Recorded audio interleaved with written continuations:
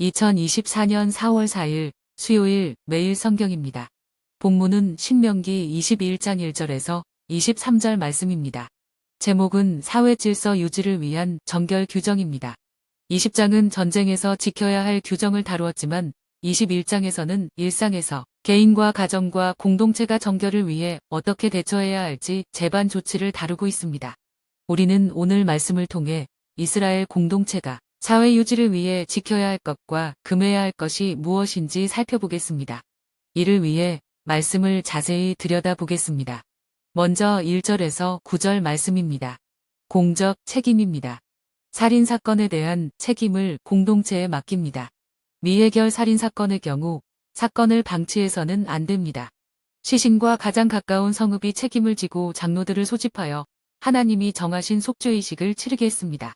이 속죄의식을 통해 이스라엘은 죽은 자를 보호하지 못한 책임을 고백하고 공동체가 죄로 더럽혀지는 것과 복수로 이어지는 추가 범죄를 막기 위함입니다. 지금도 이 땅에서 무관심 속에 무고한 생명이 억울하게 쓰러지는 일이 많습니다. 다시는 그런 죽음이 일어나지 않도록 철저히 대비함으로 죽음을 막지 못한 책임을 다해야 합니다. 다음은 10절에서 14절 말씀입니다. 인권 존중입니다. 잡혀온 여인이나 처형된 범죄자라도 인권을 보호해야 합니다. 전쟁에서 사로잡은 포로 중에 가나안 여인을 제외하고 아내로 삼을 수 있었습니다. 하지만 여인을 포로이기 이전에 인간으로 예우를 다해야 합니다.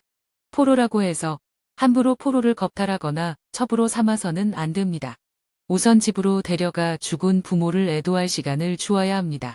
마음이 변해 결혼 의무를 이행하지 않으려면 여자를 종으로 팔아서는 안 되고 자유인으로 놓아주어야 합니다. 율법은 약자인 여성 포로의 인권과 지위를 최대한 보장하고 있습니다. 마지막으로 15절에서 23절 말씀입니다. 공적 정의입니다. 가정의 약자를 보호하고 위기에 처한 가정을 지원해야 합니다.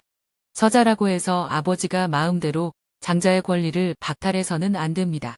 또한 패역한 아들이 부모의 권위를 무시하고 가정을 위태롭게 하면 바로잡아야 합니다. 편애하는 아버지, 패역한 아들을 그대로 방치하면 가족 공동체를 무너뜨릴 수 있는 위험한 행동입니다. 가족 내에서 차별과 학대로 고통당하는 사람을 보호해야 합니다. 이스라엘에서는 죽을 죄를 지어 처형된 사람이라도 그 시신을 그날에 장사해야 합니다. 죄에 대한 마땅한 처벌이 필요하지만 처벌이 끝난 후에도 계속해서 그와 가족에게 수치를 주어서는 안 됩니다. 율법은 처형된 범죄자와 그 가족의 인권도 보호합니다. 말씀을 맺습니다. 이 모든 규례의 이면에는 이스라엘을 향한 하나님의 사랑과 공의, 공동체의 정결을 향한 하나님의 관심과 의지를 볼 수 있습니다. 적어도 그리스도인이라면 약자일수록 더 존중하고 귀히 여기는 성숙한 태도가 필요합니다. 기도드립니다. 하나님 아버지, 오늘 말씀을 주셔서 감사드립니다. 약자를 존중히 여기는 성숙한 공동체가 되게 하소서. 예수님의 이름으로 기도드립니다. 아멘.